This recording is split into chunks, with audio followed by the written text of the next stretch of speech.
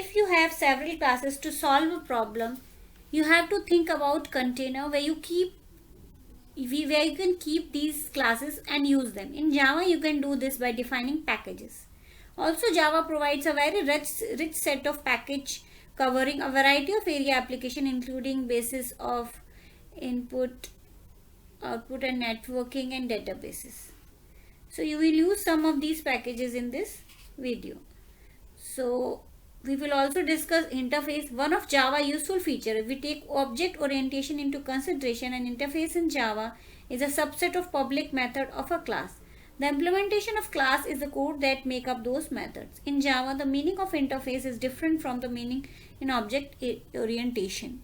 So in this video, we will cover these topics and interface. An interface is just specification of set of abstract methods.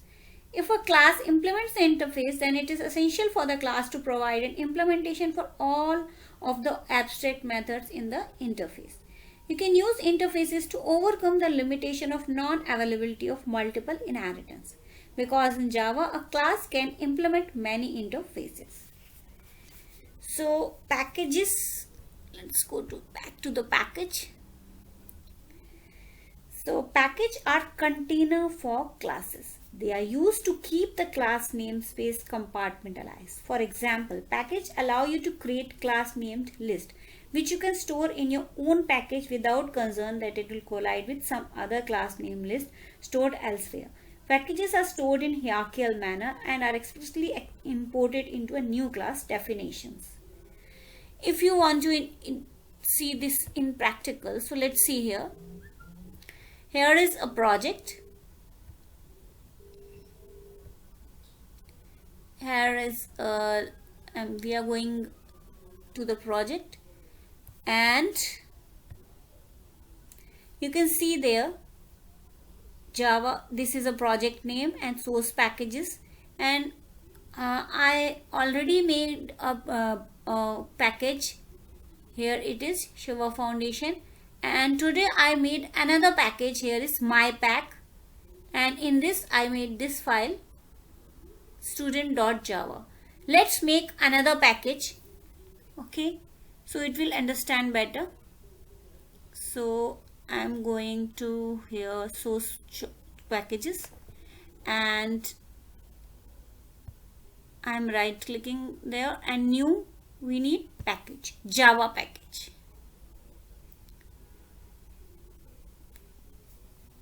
Here we can write any name of package. So let's see, I am writing here my pack demo, okay.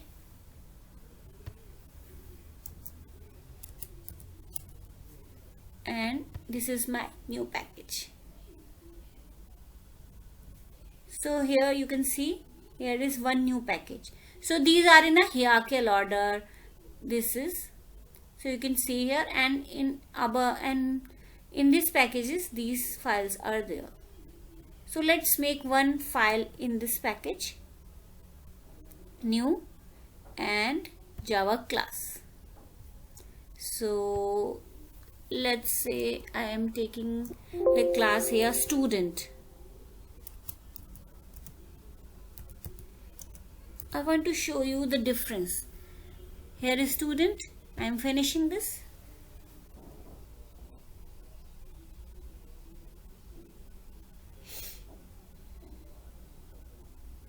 So here is the class name is student, and you can see that in our previous package name is my pack. There is also a file name student. So there is no name conflict. We can take the same name which is in another package as we are doing a small one. So package allow you to create a named list which you can store in your own package without concern it will collide with some other class named list stored elsewhere. Packages are stored in hierarchical manner as you seen and are explicitly imported in new class. In previous videos, you have seen how methods define the interface to the data in class. With the use of the interface keyword, Java allows you to fully abstract an interface from its implementation. Using interface, you can specify a set of methods that can be implemented by one or more classes. In its traditional form, the interface itself does not actually define any implementation, although they are similar to abstract classes. Interfaces have an additional capability. Class can implement more than one interface. By contrast, a class can only inherit a single superclass abstract otherwise. So let's see the topics. I already defined the package. What is package? And package naming. And these topics are left. So let's go further. So in the previous videos, the name of each example class was taken from the same namespace. This means that a unique name had to be used for each class to avoid name collisions. After a while, without some way to manage the namespace, you could run out of convenient descriptive name of individual classes. You also need some way to be assured that the name you choose for class will be reasonably unique and not collide with same names chosen by other programs. Imagine a small group of programmers fighting over who gets to use the name foobar as a class name, or imagine the entire internet community arguing over who first name a coffee. So thankfully, Java provides a mechanism for partitioning the class namespace into more manageable chunks. This mechanism is the package. So package is both naming and visibility control mechanism. So package have both naming and visibility control mechanism. So you can define classes inside a package that are not accessible by code outside that package. So here is the classes in this package. So package is more secure. So you can also define class member that are exposed only to other member of the same package. This allows your classes to have intimate knowledge of each other but not expose that knowledge to the rest of the world.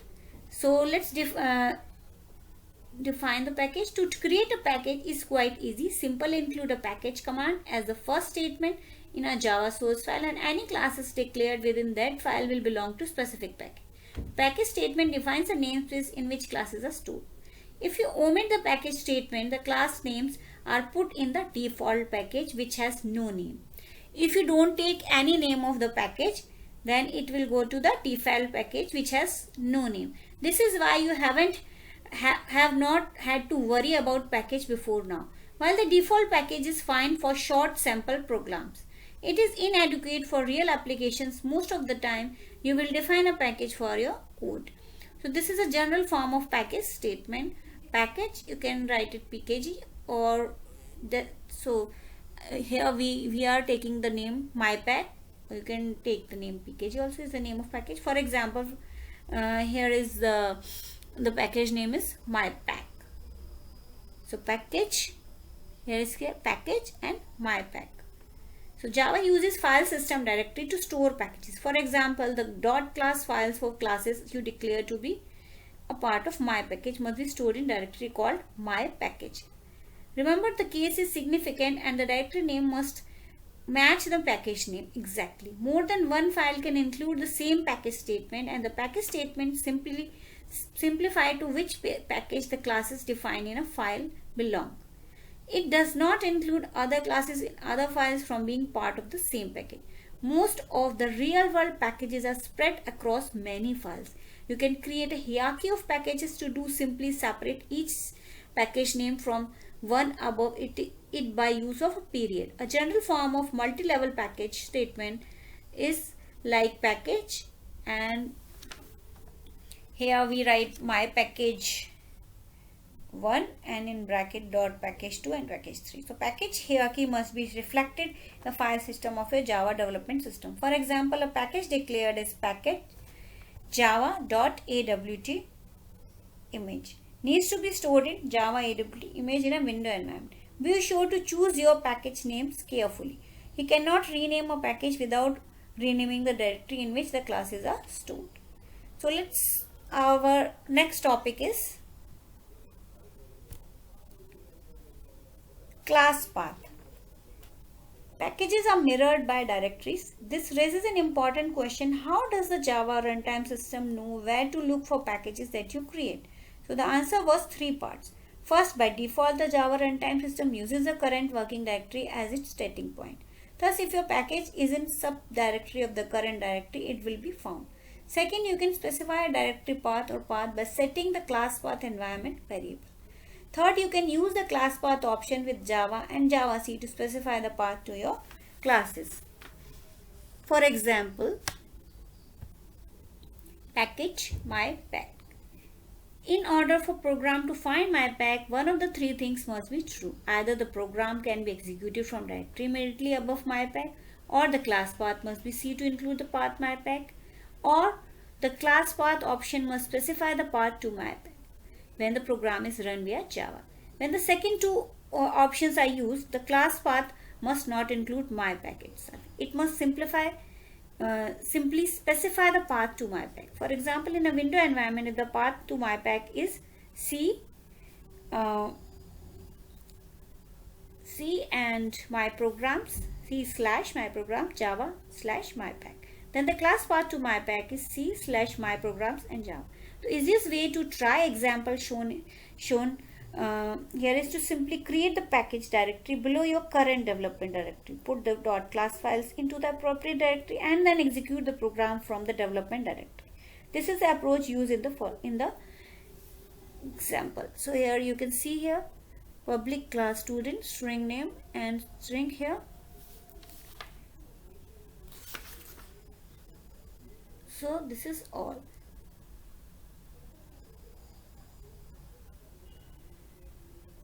Now our third topic is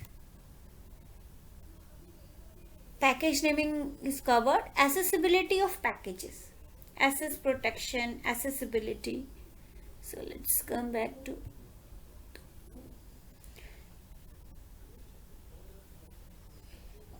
in the previous videos you learned about various aspects of Java access control mechanism and its access modifiers. For example, you already know about the access to private member of a class is granted only to other member of that class. Packages add another dimension to access control. As you will see, Java provides many levels of protection to allow fine-grained control over the visibility of variables and methods within classes, subclasses and package. Classes and packages are both means of encapsulating and containing the namespace and scope of variable and methods. Package act as container for classes and other subordinate packages. Classes act as a container for data and code. So the class is Java's smallest unit of abstraction. Because of the interplay between classes and packages, Java addresses 4 categories of visibility for class members. Here we are discussing about the accessibility of packages. So the Java addresses 4 categories of visibility of class member. First, subclasses in the same package, non-subclasses in the same package, subclasses in different packages, and classes that are neither in the same package nor subclasses. So the 3 access modifiers are private, public and protected. Private, a variety of way to produce the many level of access required to by this category. So while Java access control mechanism, you already know about the access control. If you don't know about it, so you can see the previous videos in the playlist Java tutorial where I discussed about the access control.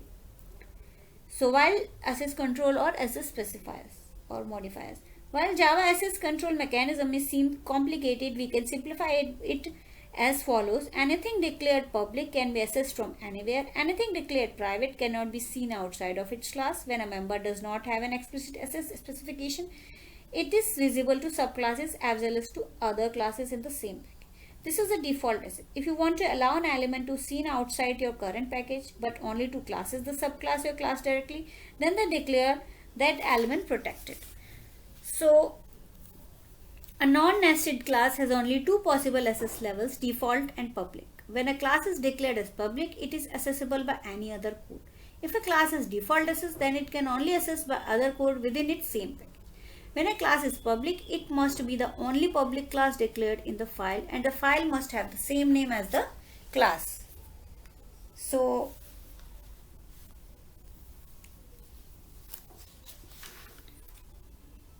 now our next topic is using package members.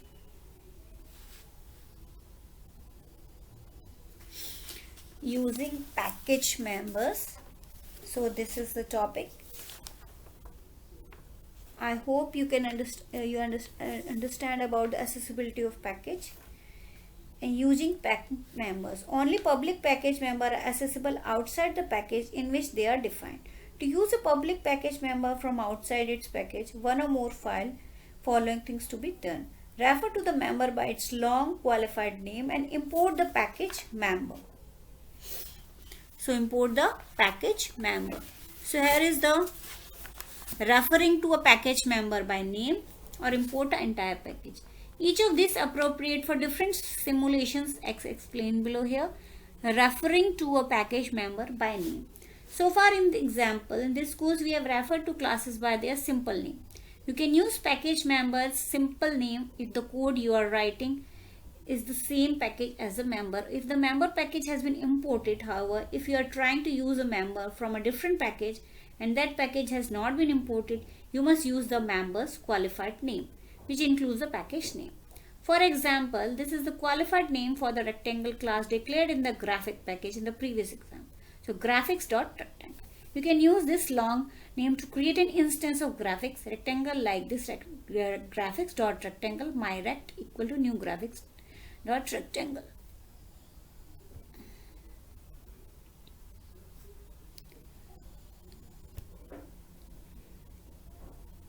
So it is okay to use long name if you have to use name once, but if you have to write graphics rectangle several times, you would not definitely like it. Also, your code would get very messy and difficult to read. In such cases, you can just import the member.